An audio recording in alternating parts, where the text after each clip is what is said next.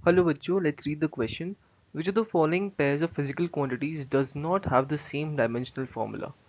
So यहाँ पे हम लोगों को चार options दिए हुए हैं and each option is having two quantities. So let us see the key concept in this question. Key concept. So basic key concept is dimensions. क्या है? Finding dimensions. Finding dimensions of physical quantities. Physical quantities. Okay. जैसे यहाँ पे work बोला है. So work क्या होता है? हम लोग लिख सकते हैं यहाँ पे work.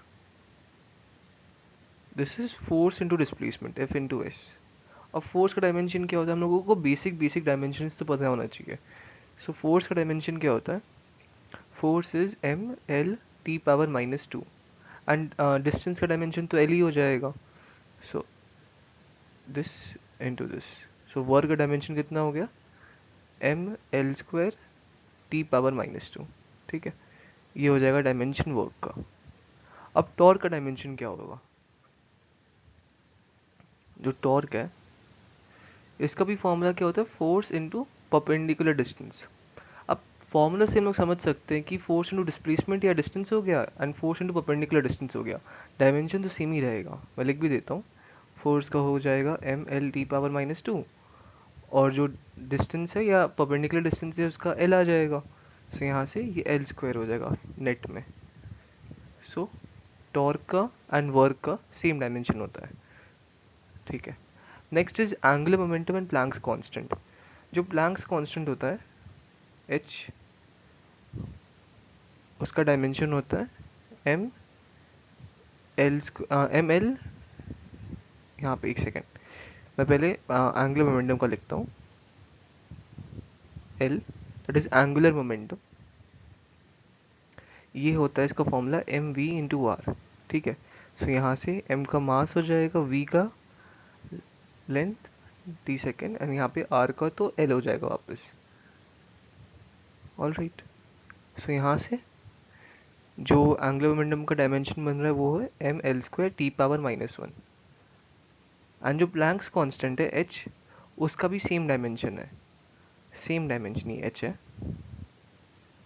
Same dimension that is M L square T power -1. ये एक कांस्टेंट वैल्यू है, कांस्टेंट है. सो इनका इसका डायमेंशन है, इसका डायमेंशन भी सेम ही है. सो ऑप्शन ए नहीं होएगा, बी नहीं होगा. हम लोग को पूछा है कि does not have the same dimensional formula. So A नहीं होगा, बी नहीं होगा, सी देखते हैं.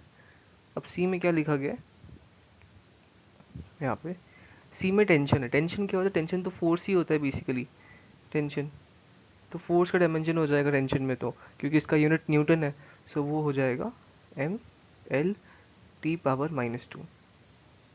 बट सरफेस टेंशन जो होता है ना, सरफेस टेंशन को मैं अगर ऐसे डिनोट करूँ, ये होता है इसका जो फॉर्मूला होता है फोर्स पर एरिया हो गया. Force per unit area. Okay.